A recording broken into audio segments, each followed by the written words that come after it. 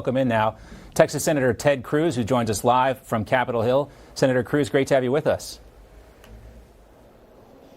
John, good to be with you. Thanks for having me. Let's start with Ukraine. We were talking with Congressman James Comer earlier about the need for more oversight and some accounting on where that money's going. The other question I had for him, you know, if this goes the wrong way, people don't like what they're seeing. We know this is not necessarily popular with the American public. Are you concerned what happens, though, to Ukraine if that funding is cut off? Well, listen, I think there clearly needs to be more oversight of where the money's being spent in Ukraine. The Democrats don't want that oversight. The Democrats have been more than happy just to pour billions and billions of dollars down a rat hole. And I think one of the good things about a upcoming Republican majority in the House is that we're finally going to have that oversight.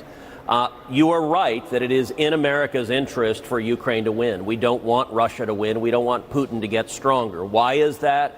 It's not because of some general inchoate interest in democracy or international norms or whatever gobbledygook that you get either Democrats or some Republicans talking about. The reason we want Putin to lose is because Putin is our enemy, because Putin has described the collapse of the Soviet Union as the greatest geopolitical disaster of the 21st century, and we don't want our enemies to get stronger. Vladimir Putin is a KGB thug, and it's important for him to suffer a crushing defeat. I'll tell you also, John, what is particularly frustrating about this war in Ukraine is it is utterly unnecessary. The reason we have a war in Ukraine is because of Joe Biden's weakness and his appeasement of our enemies. Every enemy of America, this White House has shown weakness towards, and in particular, the Ukraine war was caused when Joe Biden waived the sanctions on the Nord Stream 2 natural gas pipeline, sanctions that I authored. I wrote into law, President Trump signed them into law, and we stopped that pipeline. Senator, Joe Biden started his presidency by waiving those sanctions and giving a gift to Putin and Russia. That caused the war in Ukraine. Senator, you mentioned Joe Biden's weakness on foreign policy. I mean, I think you could describe his response to what's happening with Apple and China right now as somewhat tepid, maybe weak as well. I wanted to get your take on that and these reports that Apple is suppressing AirDrop, which is a vital tool for any dissident who wants to push back against the CCP. What's your take on all this?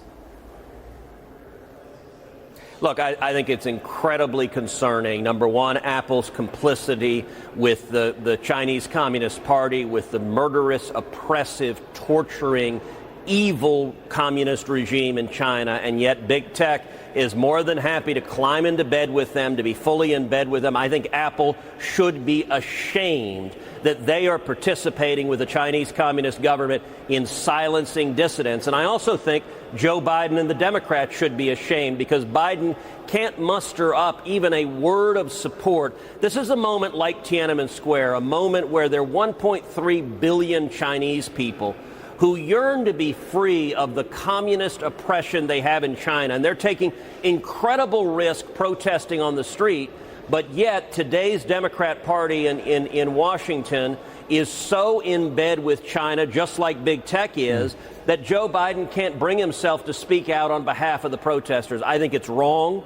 And I think we ought to be vigorously giving voice, standing with the protesters in China, standing with the protesters in Iran, standing with the protesters in Cuba and Venezuela. Everywhere protesters are standing up against anti-American repressive regimes, we ought to be giving encouragement to that. Sadly, neither big tech nor the Democrats are willing to do that. Yeah, Apple has a major presence in Texas, right? If I'm not mistaken, their financial headquarters is there in Austin. Do you anticipate any kind of pushback from Governor Abbott or anybody else in Texas? Look, I think if Apple and other companies make the decision that they are more interested in, number one, manufacturing products in China, and number two, accessing the Chinese market than they are in standing with the United States of America, I think there are going to be real and significant repercussions. I think this is also intertwined with the push from the Biden White House and from Democrats for Apple to deplatform Twitter. The left is so mad that Elon Musk purchased Twitter and made a very simple decision. We're going to allow free speech. We're going to allow people to speak. We're not going to censor you even if we disagree with you. And the left is losing their mind. Frankly, today's Democratic Party, today's big tech, today's corporate America is just like the communists in China, which is they want to censor, they want to silence their opponents. If your opponents are wrong, lay out the reasons why they're wrong. Argue with them on the merits, but today's left would rather use power to silence them. And I got to say, if Apple tries to deplatform Twitter, I think it would be a massive escalation, and I think it would redound very badly for Apple if they give in to the calls from today's censoring left. Would you consider some sort of antitrust legislation against Apple, maybe? Because this is basically a monopoly, what they have with this App Store. Yes. Look, I have been leading the fight in the Senate for a long time against the power of big tech, the power of a handful of corrupt oligarchs who are abusing their power more and more. I think big tech is the single greatest threat to free speech in the United States of America. I think it's the greatest threat to free and fair elections. And I think we should use every tool we have to rein in their abuse of power.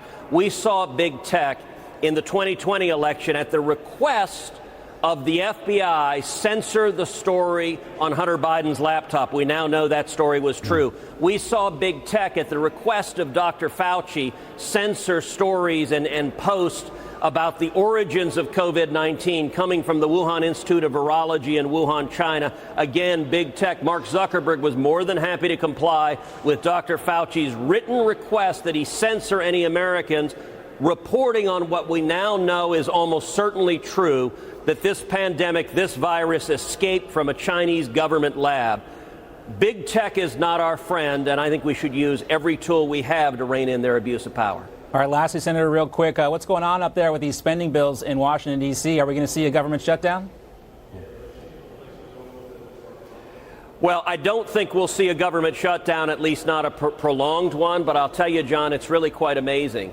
Senate Republican leadership, Mitch McConnell, is pushing to pass what's called an omnibus bill, which would fund the entirety of the federal government through September 30th of last year. What he's trying to pass is Chuck Schumer and Nancy Pelosi's appropriations bills. Yeah. Why on earth would a lame duck Congress pass Nancy Pelosi's appropriation bills when in just a few weeks we're going to have a Republican House of Representatives? I believe it should be the Republican House of Representatives that makes spending decisions. Right now, Senate leadership is trying to give away that leverage.